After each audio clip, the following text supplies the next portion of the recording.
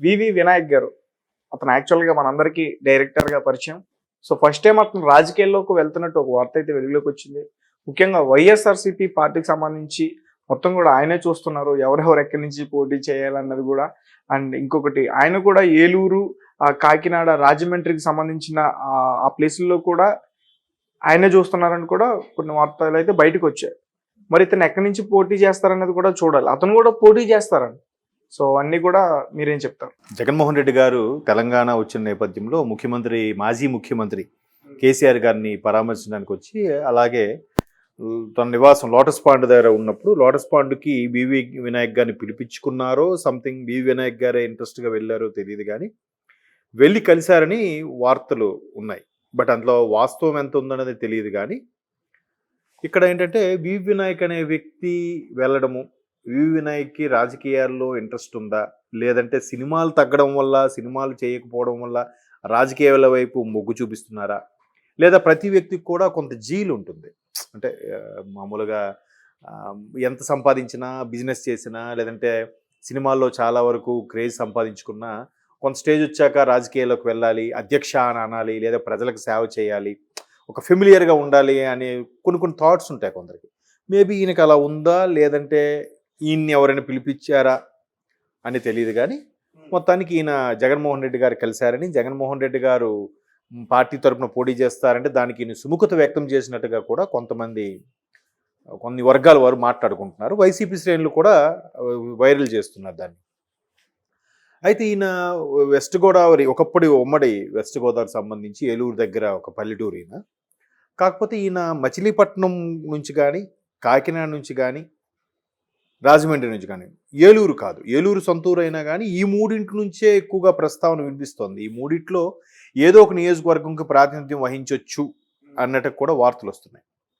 Maybe ఆయన interest అవ్వచ్చు, లేదంటే వాళ్ళు అడిగారు కాబట్టి సరే మనకు కూడా అవకాశం వచ్చింది కదా ట్రై చేద్దాం, గెలుపు ఓటములు తర్వాత విషయం, కానీ ఒక ప్రయత్నం అయితే చేద్దాం, ఒక రాయి విసురుద్దాం అన్నట్టుగా ఉంటుంది కదా. సో అలాగ వచ్చింది. అయితే ఇప్పుడు టాపిక్ అది అసలు కాదు.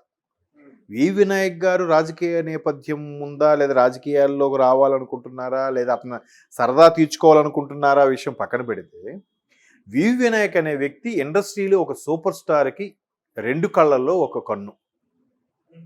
ఎవరా సూపర్ స్టారు? మన నందమూరి తారక రామారావు, జూనియర్ ఎన్టీఆర్ గారికి వి వినాయక్, రాజమౌళి గారు ఇద్దరు రెండు కళ్ళు ఎప్పుడు కూడా. వాళ్ళిద్దరి కెరియర్ని, జూనియర్ ఎన్టీఆర్ గారి కెరీర్ని ఒక స్థాయికి తీసుకొచ్చి నిలబెట్టారు అని చాలామంది విశ్లేషకుల అభిప్రాయం, నా అభిప్రాయం కూడా. ఎందుకంటే కెరీర్లో first hit student number 1 Rajamouli గారు ఇచ్చారు.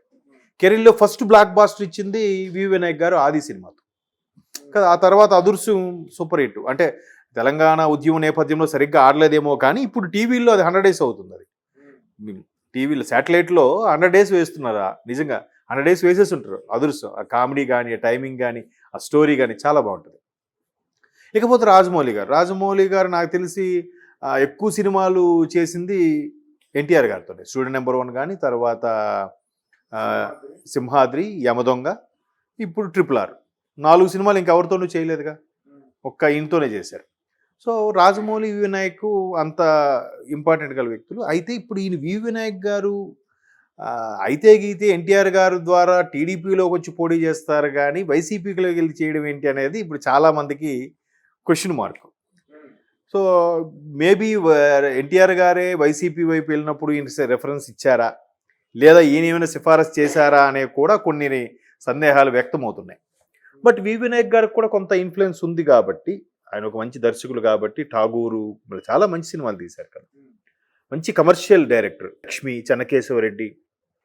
సో ఇట్లాంటి వి వినాయక్ గారికి ఆ స్థాయి ఇన్ఫ్లుయెన్స్ ఉంది. జనరల్గా సినిమా ఇండస్ట్రీలు ఎక్కువగా పరిచయాలు టీడీపీ వైపు ఉంటాయి, కానీ ఇట్లా వైసీపీ వెళ్ళడం ఏంటి, మేబీ ఎన్టీఆర్ఏ సిఫారసు చేశారా, ఎన్టీఆర్ ఈ మధ్యకాలంలో టీడీపీకి దూరంగా ఉంటున్నారు కాబట్టి ఈయనే సిఫారసు చేశాడు పంపించారా అనే వార్తలు కూడా కొన్ని వస్తున్నాయి. లేకపోతే చెన్నకేశ్వరరెడ్డి స్టైల్లో అంటే పొలిటీషియన్స్కి ఏమన్నా స్క్రిప్ట్ రాస్తారా సార్ క్యాంపెయిన్కి?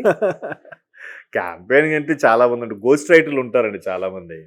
క్యాంపెయిన్కి డైరెక్టర్ గారే రాయక్కర్లేదు, మంచి మంచి రైటర్స్ ఎవరైనా రాయొచ్చు. దానికి తగ్గట్టుగా చాలా వరకు ఉంటారు కూడా కొంతమంది, వాళ్ళని హైర్ చేసుకుంటారు. ఆ పర్టికులర్గా ఎలక్షన్స్ టైంలో హోర్డింగ్లకు కానీ క్యాన్వాసింగ్ సంబంధించి కానీ యాడ్స్ సంబంధించి కానీ ఎలక్షన్స్ టైంలో కొన్ని రకాల పాటలు కూడా రిలీజ్ చేస్తారు పార్టీల తరఫున. క్యాన్వాసింగ్ వ్యాన్ తిరుగుతూ ఉంటాయి కదా.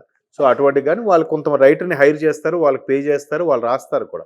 బట్ ఎంత స్టార్ డైరెక్టర్ని అయితే పెట్టుకోరు. బట్ ఈయనకి మచిలీపట్నంలో కానీ కాకినాడ కానీ రాజమండ్రి కానీ ఏదో ఒకటి, అది ఐదు పార్లమెంట్ నియోజకవర్గమా లేదంటే అసెంబ్లీ నియోజకవర్గమో తెలియదు కానీ ఒక స్థానం నుంచి పోటీ చేసే అవకాశం ఉందని వార్తలు వస్తున్నాయి.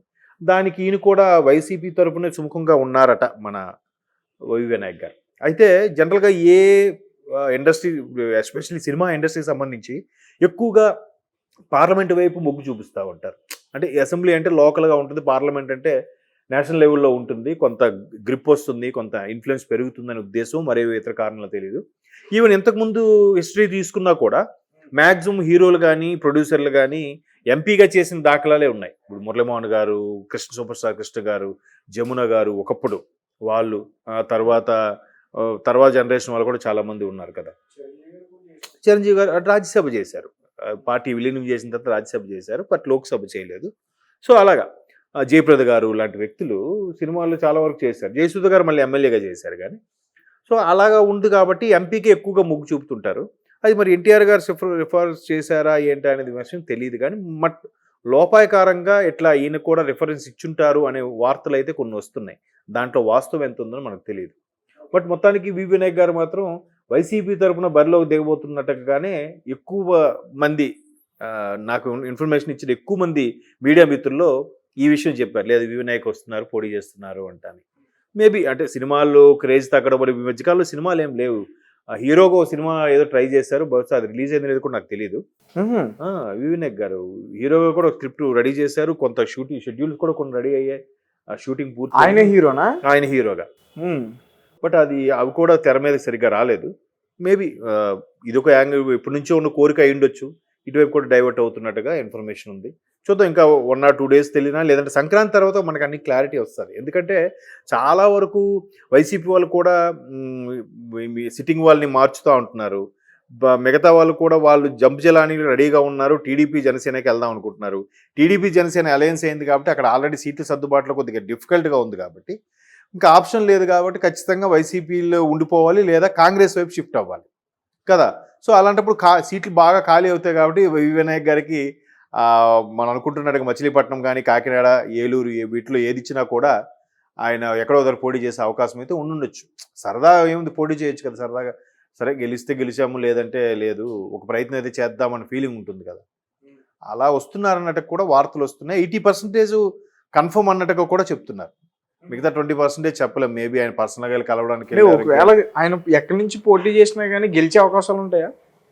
గెలిచే అవకాశాలు తక్కువ అండి. అంటే ఐఎమ్ నాట్ డిస్కరేజ్ హిమ్. అంటే ఆయన అప్పుడే మనం ఇంకేం కన్ఫర్మ్ ఆల్ లేదు, సూలు లేదు, కొడుకు పేరు సోమలింగం ఉన్నట్టుగా ఇంకేం అవ్వకుండానే అటువంటి కొత్తగా ఎంటర్ అయ్యే వాళ్ళకి డిస్కరేజ్ చేయడం కరెక్ట్ కాదు. బట్ వైసీపీకి అయితే వ్యతిరేకత ఉంది కదా ఆంధ్రప్రదేశ్. అంటే ఇప్పుడు వైసీపీకి ప్రతి ఒక్క ఎమ్మెల్యే కూడా ఇంపార్టెంట్ కదా గెలవడం. అవును అవును. సో అందుకని అడుగుతున్నాను నేను. అంటే వీళ్ళు కూడా 90 మంది వరకు మార్చేసి మ్యాక్సిమం ఎవరు గెలుస్తారా, సరే వి వినాయక్ మంచి వ్యక్తి కదా, ఇప్పుడు ఆయన జనరల్గా వాళ్ళ ఊరికి కానీ లేదంటే ఊర్లు చుట్టుపక్కల కొన్ని విలేజ్లకు కానీ కొన్ని రకాల ఇండైరెక్ట్గా ఈ వినాయక చవితి వచ్చినా లేదంటే విజయదశమి లాంటివి ఏమైనా వచ్చినప్పుడు సరదాగా వాళ్ళకి కొంత డొనేషన్లు అవి ఇవ్వడం, ఆయన ఒక కొన్ని కార్యక్రమాలు చేయించడం, నిడదవోలు ఆ సరౌండింగ్స్లో కూడా చేపిస్తుంటారట ఆయన ఎక్కువగా. అంటే నేను ఎవరో మిత్రులు చెప్తే విన్నాను. సో అట్లా ఉన్నప్పుడు ఆ పర్టికులర్ ఏరియాలో కొంతమంది సరే ఇప్పుడు ఇద్దరిని నిలబెట్టినప్పుడు అబ్బా ఈడు వేస్ట్, వి వినాయకే బెటర్ కదా అనుకున్నప్పుడు అక్కడ పార్టీ కాకుండా మనిషికి చూశారనుకోండి, మనిషికి చూసినప్పుడు మనిషికి ఓటేసి ప్రాధాన్యత గెలిచే అవకాశం ఉంటుంది కదా. అలా కాకుండా ఇప్పుడు తెలంగాణలో కామారెడ్డిలో సిచ్యువేషన్ ఏంటి, రేవంత్ రెడ్డి గారు కేసీఆర్కి ఇద్దరు ఉద్దండులు పోటీ చేసేసరికి మధ్యలో ఉన్న వెంకటరమణారెడ్డి గారు గెలవలే, జస్ట్ 5,000 ఓట్ల తేడాతో గెలిచారు కదా. సో అలా కూడా ఇతను అక్కడ టీడీపీ వాళ్ళు పవర్ఫుల్గా ఉండి వైసీపీ వాళ్ళు కూడా కొంచెం పవర్ఫుల్గా మంచి లీడర్ అనుకోండి, ఇన్ కేస్ మ్యాక్సిమం ఛాన్స్ లేదు ఉన్నప్పుడు, వాళ్ళిద్దరికి మంచి పవర్ఫుల్గా ఉన్నప్పుడు మూడో వ్యక్తి ఈయన గెలవచ్చేమో కదా. అదే సారీ టీడీపీ కానీ ఇంకా వేరే ఇండిపెండెంట్గా ఎవరు ఉన్నప్పుడు ఈయన వైసీపీ తరపున కాబట్టి ఈయన గెలిచి వచ్చేమో కదా అలాంటి రేర్ కేసుల్లో. అలా కాకుండా నేను కూడా ఒకసారి పోటీ చేశాను గెలిచామని చెప్పుకోవడానికి కూడా ఉంటుంది కదా. అట్లా కూడా కొంతమంది ఆలోచిస్తూ ఉంటారు. మేబీ గెలుస్తారని మాత్రం క్వశ్చన్ మార్కే, ప్రయత్నం అయితే చేస్తారు కొంతమంది.